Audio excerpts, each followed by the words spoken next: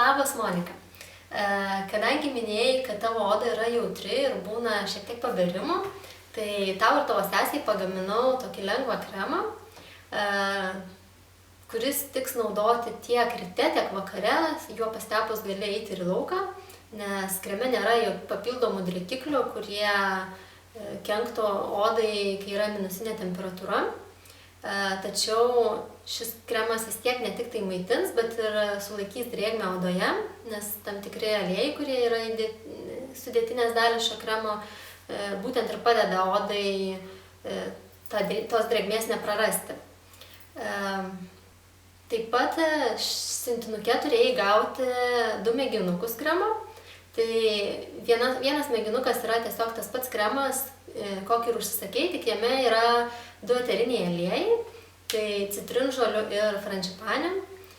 Citrinžolių eterinis aliejus, kaip ir kiti citrusinių vaisių aliejai, kelia nuotaiką, o apie frančipanę eterinį aliejų norėčiau papasakoti daugiau, nes tai yra tikrai ypatingas eterinis aliejus iš ypatingo medžio.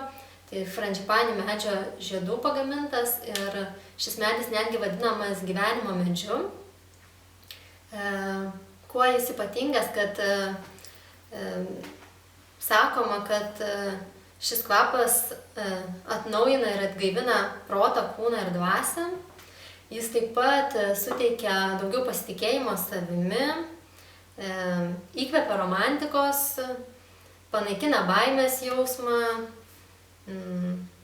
Aišku, taip pat harmonizuoja odą, suteikia jai glotnumą. Tad šį kremuką gali tepti ypatingomis progomis, jisai netgi turės tokių afrodiziakinių savybių. Tiesiog einant kažkur tai į tokią romantišką aplinką tikrai labai tiks. O antras kremukas yra skirtas rankoms. Jis yra maitinantis, apsaugantis nuo šalčio, todėl labai tiks kaip tik atėjusiai žiemai. Na ir aišku, visi kremukai yra pagaminti su meile ir dėkingumu.